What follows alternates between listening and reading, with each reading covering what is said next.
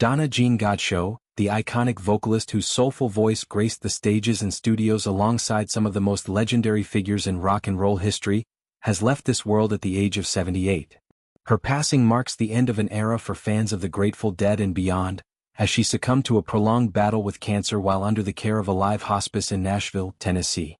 Godchaux's life was a tapestry woven with threads of musical innovation, personal resilience, and a deep-rooted passion for the blues that influenced generations of artists and listeners alike. Born Donna Jean Thatcher in the heart of Alabama, Godchaux's early years were steeped in the rich musical heritage of the South. Growing up in Florence, she was surrounded by the sounds of gospel choirs, rhythm and blues, and the emerging soul scene that would later define her career. Her voice, often described as honey-sweet and infused with an effortless warmth, was not just a tool for performance but a vessel for raw emotion. From a young age she sang in church, her tones cutting through the air like a beacon of hope and heartache intertwined. This foundation in Southern gospel would become the bedrock of her style, allowing her to infuse rock anthems with a spiritual depth that set her apart. Her journey into the spotlight truly ignited when she relocated to California in pursuit of greater opportunities. It was in the sun-drenched landscapes of the Golden State that she crossed paths with Keith Godchaux, a talented keyboardist whose fate would intertwine with hers in profound ways. The two married in 1970, and their union was more than a personal bond. It was a creative partnership that propelled them into the upper echelons of the rock world. Keith's invitation to join the Grateful Dead came swiftly after their meeting, and Donna followed, bringing her distinctive vocals to a band already legendary for its eclectic sound.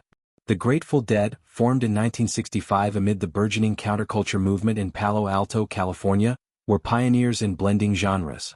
They fused rock, blues, jazz, folk, country, bluegrass, rock and roll, gospel, reggae, and world music with the swirling psychedelia of the era. Under the frontmanship of the late Jerry Garcia, the band became synonymous with communal gatherings, long improvisational jams, and a devoted fanbase known as Deadheads. Godchaux's arrival in 1972 injected a fresh dynamic into their lineup.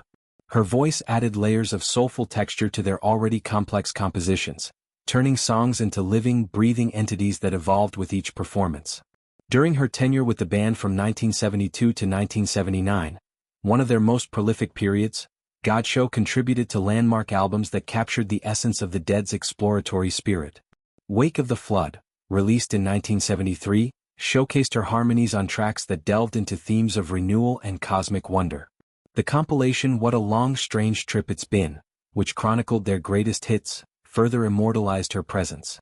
Songs like Touch of Grey and Truckin' became anthems, their lyrics echoing the nomadic, free-spirited ethos of the time. Godchaux's ability to navigate the band's marathon live sets, often lasting hours, was a testament to her stamina and emotional range. She wasn't just singing, she was channeling the collective energy of thousands, creating moments of transcendence that fans still recount with reverence. Beyond the Grateful Dead, Godchaux's vocal talents graced some of the most enduring tracks in popular music.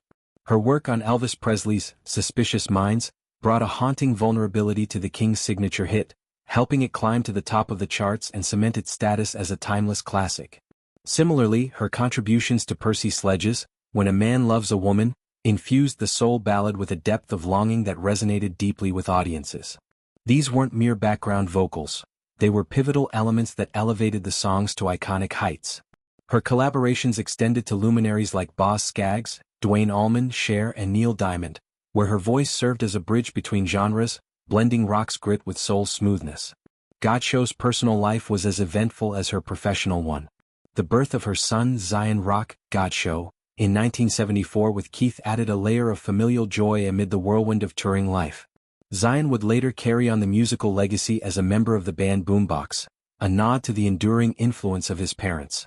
Tragedy struck in 1980 when Keith died in a car accident, leaving Donna to navigate grief while raising their young son. Yet, in true resilient fashion, she channeled her sorrow into her art. She married bassist David McKay, a former member of Fiddleworms and a key collaborator in her solo endeavors. Together, they returned to her Alabama roots, settling in Florence to record at the legendary Muscle Shoals Sound Studio. This hallowed ground, where legends like Aretha Franklin and the Rolling Stones had laid down tracks, became a creative sanctuary for Godchaux. In 2006, she formed the Donna Jean Godchaux Band, a vehicle for her to explore blues and soul in a more intimate setting. The band allowed her to revisit her Southern origins while pushing boundaries with fresh arrangements. Even after Jerry Garcia's death in 1995, Godchaux maintained ties with the Grateful Dead family, performing with reincarnations like the Jerry Garcia Band and the short-lived Heart of Gold Band. Her commitment to the music never waned. It was a calling that sustained her through personal losses and health challenges. Godchaux's battle with cancer was a quiet fight, fought with the same grace she brought to her performances. For many years she faced the disease head-on, continuing to create and connect with fans until her strength finally ebbed. Her passing in hospice care was peaceful, surrounded by the love of family and the echoes of a career that spanned decades.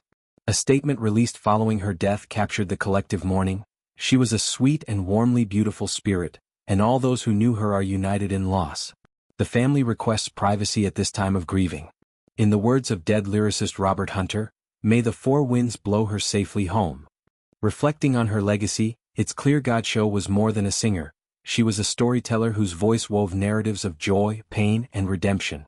Her time with the Grateful Dead encapsulated the band's philosophy of endless exploration, where music was a journey without destination.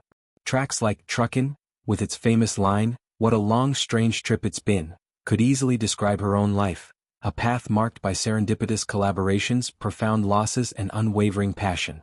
Her vocals on Elvis's hits reminded us of the power of vulnerability in love, while her solo work delved into the blues' cathartic release.